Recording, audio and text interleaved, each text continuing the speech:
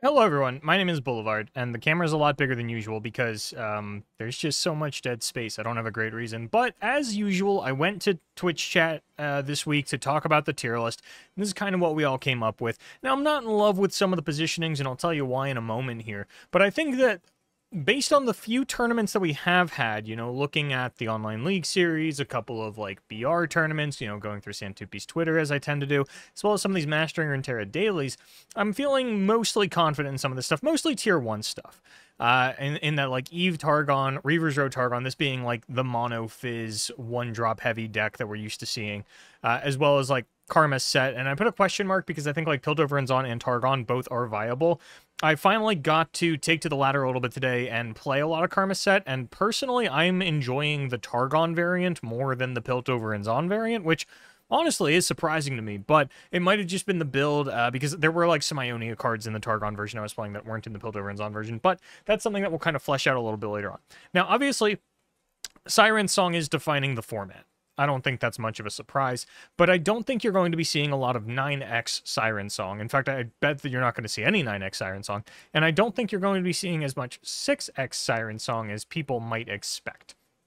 That said, I think Eve Targon is the best Siren Song deck. I think Reaver's Road Targon is the second best, and you can run both of these in the same lineup, so they get to both be in tier 1. I think Siren Song Jinx is, like, the worst, still viable Siren Song deck. Because once you get down into, like Evelyn Viego, I don't really know why you would run Evelyn Viego over Evelyn Targon. And I don't really particularly care what flavor of Eve Targon you go. You can go Mono, Kale, Diana. Doesn't matter. Doesn't matter. They're all the same. But I don't really have a good reason to be running, like, Viego Evelyn over Evelyn Targon, other than, like, you are a little bit more threat dense. You're not as quote-unquote reliant on drawing the Siren Song because you have access to, the Viego, as well as the Invasive Hydravine, and all that kind of stuff. But I do really like the utility that we're getting out of Eve Targon, and Reaver's Road Targon by extension, because Reaver's Road Targon, I was talking about this a little bit on the stream, Reaver's Road Targon is showing off the power of Moonlight Affliction that everyone was terrified of when the card was announced. When Moonlight Affliction came out, everybody was like, oh my gosh, like this is going in every Targon deck, the ability to take out 2 blockers and silence 2 units. And granted, Hush was a meta-defining card at the time, so it's understandable that we got a little jumpy when we saw Silence 2, but Reaver's Road Targon, Fizz Targon, if you want to call it that, is really showing the power of Moonlight Affliction. And so I think this deck is rather good.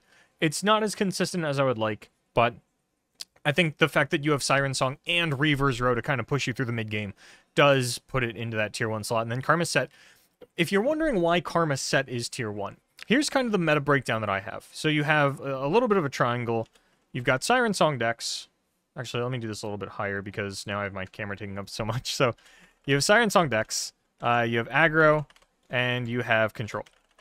And you might be wondering, well, where's mid-range? The problem with mid-range, and I'm thinking specifically of things like Kaisa, kind of like Jaxorn, kind of like Nico Garen, you know what I mean?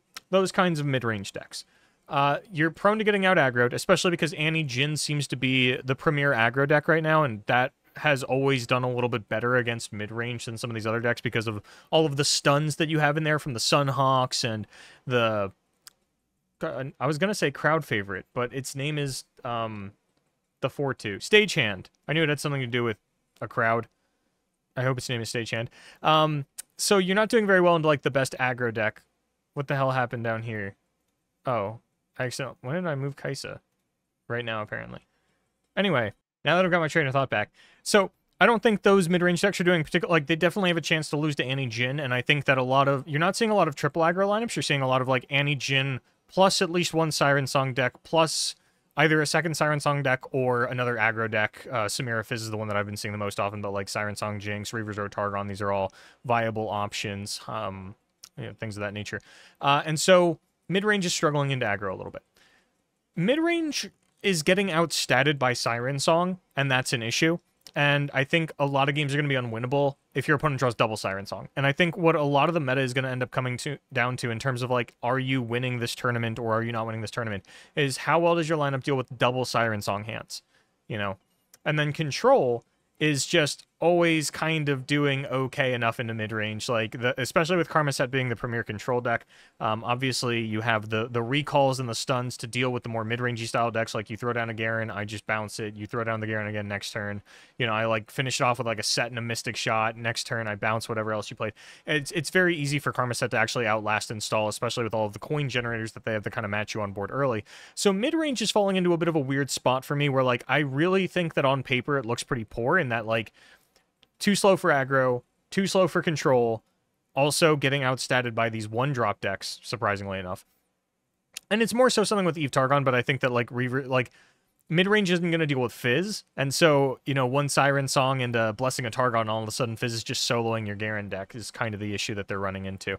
That said, like, Jax Ornn did just win one of the most recent daily Maru tournaments that they had. AJ brought it alongside... I didn't remember the rest of the lineup. I just remember seeing Jax Ornn in there and going, oh, that's surprising to me. Because, like, Jax Ornn can kind of get big enough to match a single Siren Song hand, right? Because of all the weapons that they're pumping out, because of all the forging that is happening. But for the most part, I would steer away from aggro. If you're wondering what to run this weekend, I think that these are the 3 premier decks right now for a tournament setting, and I would just jam these in, at the very least these 2, and kind of let my opponents figure out how to beat them in preparation for the Runeterra Open is how I would like to play this. Now, Jhin Nar, Majin Bey told me, was tier 2, so I put it there. And I don't know how good broad main is, and if you're wondering what Jhin Nar is because you haven't seen it before, it's a broad main deck, kind of like Alawi Swain is. I think Alawi Swain is a little bit of a broad main deck, and then Nora Nar is a little bit of a broad main deck as well. But because Jhin Nar is in tier 2, Nora Nar got to be tier 3 because we can only have one Nar deck, and you know, maybe you end up going Nora Swain instead, but people seem to like Alawi Swain a little bit more. Now, something I was talking about earlier was that some of these decks I'm not in love with the position of. Annie Jhin might be tier 1. I don't think it goes down to tier 3. I do think this is the aggro deck that everybody's flocking to right now. Majin told me Jhin Nar's tier 2, so I'm going to believe him on that.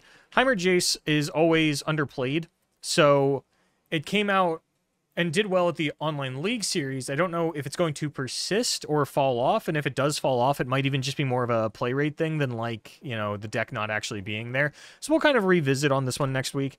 Siren Song Jinx, I just haven't seen it.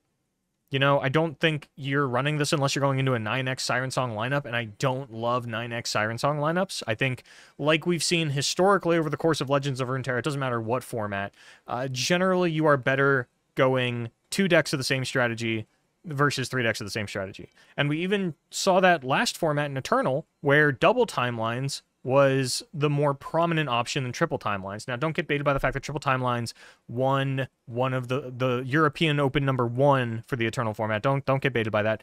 Double timelines was the wave. Triple timelines was a little bit too hard. And that was very evident in Open #2. And I think it's going to be the same way with Siren Song. I think 6x Siren Song is fine. I think 9x is a little bit too hard, a little bit too high rolly. And I just think that, like, again, the third deck doesn't really hold up to the first 2, and you're leaning into the gimmick too hard, as opposed to building out a good lineup. Alawi Swain, I don't think should be tier 2. I feel like this should be tier 3, but in that Heimer Jace is always underrepresented in my mind. Swain decks tend to be overrepresented in my mind, so you're still going to see this putting up, like, tier 2 numbers in a top 8 for this Maru event specifically. And so, yeah, that kind of is what it is. Nasus has fallen off a little bit, but apparently what is bringing this back is, trying to remember the name of the card. I'm looking it up now on my other monitor, but it's the one that just kills all followers. Castigate. I knew it was something with a C, and I knew I wasn't going to get it right. So Castigate is apparently, like, this is apparently just the Castigate check deck, which is understandable, given that, like, Eve Targon and Reaver's Row Targon, the standard builds for these only run 1 champion. So you're actually hitting a lot more than you usually do. And then, you know, you have the Vengeances for the actual champions. Now, obviously, this doesn't do you as well against the Fizz variant, so that is probably the ban if you're on a Nasus deck or something along those lines. But hey, then these decks are all kind of, like, funky. Like, I mean, like I said, I don't really like mid-range, but people are still going to it. I would steer away from it, but I already said my piece on that. Jinx Kennen, I just, like, haven't seen, but it's popping up. It's doing numbers. It hasn't broken into the tournament scene as far as I've seen, but I do think the deck looks fine. Looks okay. Samira Fizz, I think, like, obviously Samira took a nerf as we got into Eternal, but Samira Fizz was still doing well the opening weekend of this new expansion, so you know, it's still on the tier list. As far as, like, Jinx Samira, that one is still popping up on ladder as well, but I think you do have better Jinx options, and I think every Jinx deck, like, needs to be a Jinx deck. And that's kind of where we sit on the meta right now. I'm not like super opinionated on anything. For those of you that aren't aware, I actually didn't get to start playing with this set until 2 days ago, Wednesday. I was very busy when the set dropped, and then I was out of town from Saturday to from like July 1st to July 4th. I was out of town. I was visiting my dad, so I didn't get a chance to play any Legends of Runeterra. So I'm kind of like diving back in now for the first time. This is like, which is why I like going on Twitch and getting their opinion on everything. So if you look at this tier list and you're like, dude, this sucks, hop into the stream, man. I tweet about it because I've been changing the days a little bit.